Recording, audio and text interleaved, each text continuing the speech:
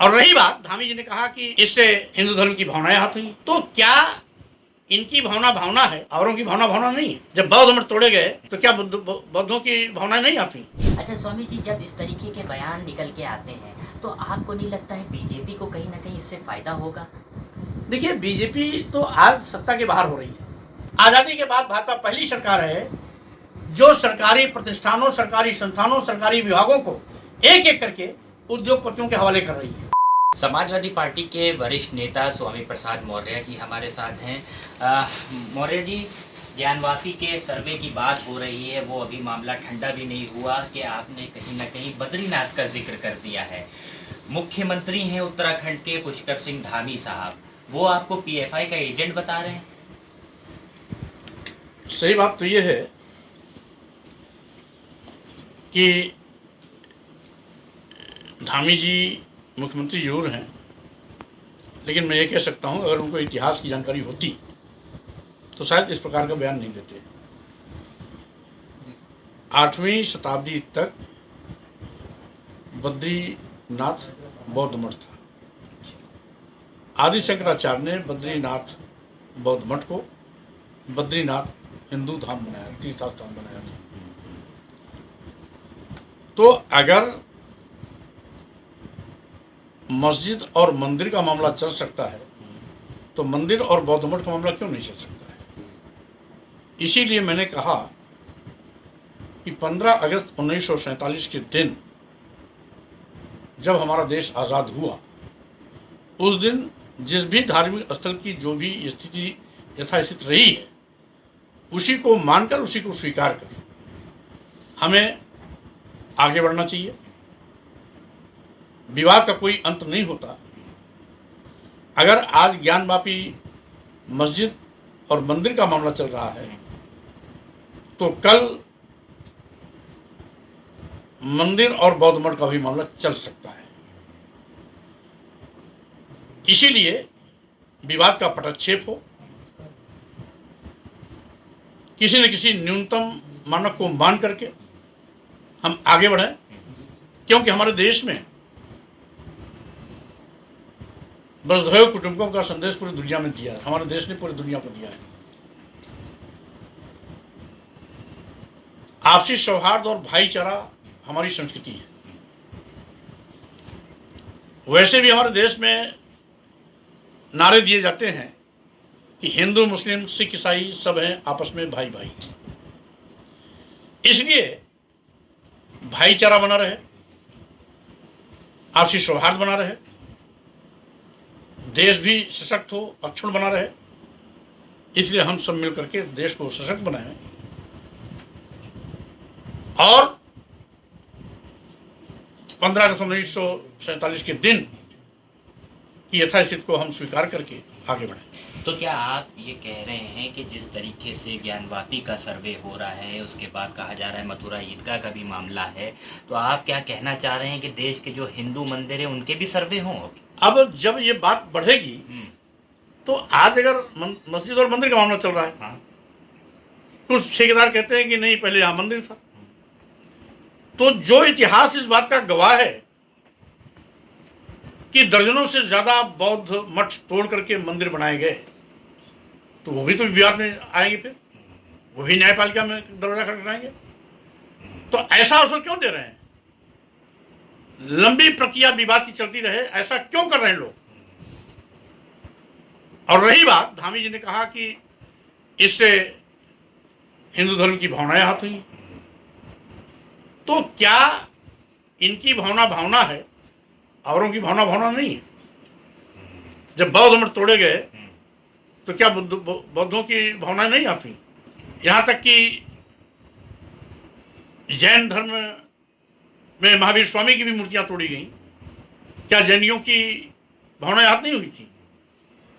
तो स्वाभाविक रूप से भावनाएं किसी एक की नहीं, सबकी भावनाएं समान होती हैं। सभी धर्म, सभी पंथ भारतीय संविधान के नजर में समान है और सभी धर्मावलंबियों की भावनाएं अपनी अपनी जगह महत्व रखती हैं। हम तो सभी धर्म के लोगों की भावनाओं का ध्यान रखते हैं और इसीलिए कह रहे हैं कि 15 अगस्त 1947 के दिन जिस भी धार्मिक स्थल की जो यथास्थिति थी उसको स्वीकार करना चाहिए, जिससे कि विवाद हमेशा हमेशा के लिए खत्म हो जाए। आप प्लेसेस ऑफ वर्शिप एक्ट की बात कर रहे हैं, ये बताइए तो क्या आपकी बातों से ऐसा लग रहा है कि एक समुदाय तो कहता है काशी विश्वनाथ मंदिर है वहाँ पे, क्या आपको लग रहा है उसके नीचे क्या बौद्ध धर्म बौद्ध मठ भी निकल सकता है? अब बात लंबी होगी, इसलिए मैं बात को लंबा नहीं करना चाहता, इसीलिए तो मैंने बीच का एक रास्ता दिया है 15 अगस्त 1947 के दिन कि धार्मिक स्थलों की यथास्थिति को स्वीकार करते हुए हमें आगे कदम ताल करना चाहिए। अच्छा स्वामी जी, जब इस तरीके के बयान निकल के आते हैं तो आपको नहीं लगता है बीजेपी को कहीं ना कहीं इससे फायदा होगा?